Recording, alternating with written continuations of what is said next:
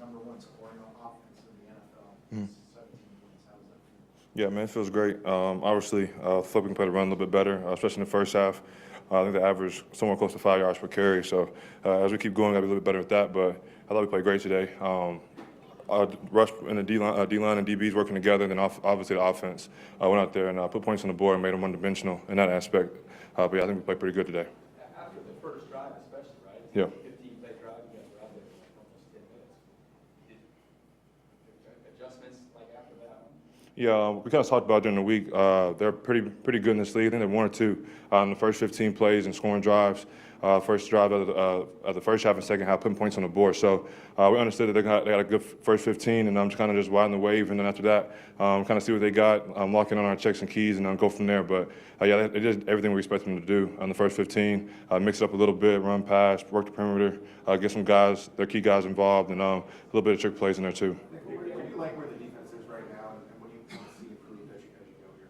Yeah, man, I think honestly, I think we're doing pretty good. Every weekend a little bit better, but just run defense. As we continue, especially in the back half of this year, it gets a little colder outside, man, we got to be able to stop the run.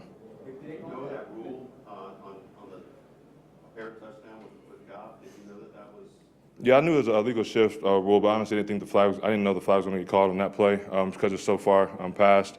But yeah, I do know about the rule in that particular defense. We didn't have that covered, but yeah. Did you spot it though? I mean, did you know that they had violated the rule at that point? I figured he had to get set, but where my eyes and vision were, kind of my keys had me in a different location at the time. Felt like a big break at that point though? Oh yeah, absolutely. Our crowd kind of went dead there for a little bit after they scored, and then got a field goal on that drive. Offense goes out there and scores, and our crowd was into it, and it kind of just rode the wave after that.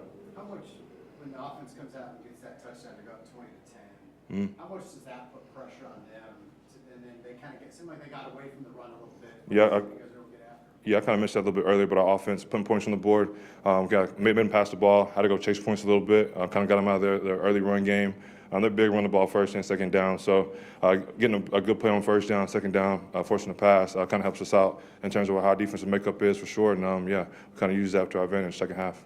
How do you explain being able to go from having 13 penalties last week to 0 penalties as a team tonight? Yeah, just details. Coach Reed kind of harped on it as soon as we got done with the game last week, and on a short week, kind of keeping things kind of familiar, but we could change the penalties, and that's kind of the big thing. We harped on it early in the week, and just happy to come out there and execute, kind of play good, clean football.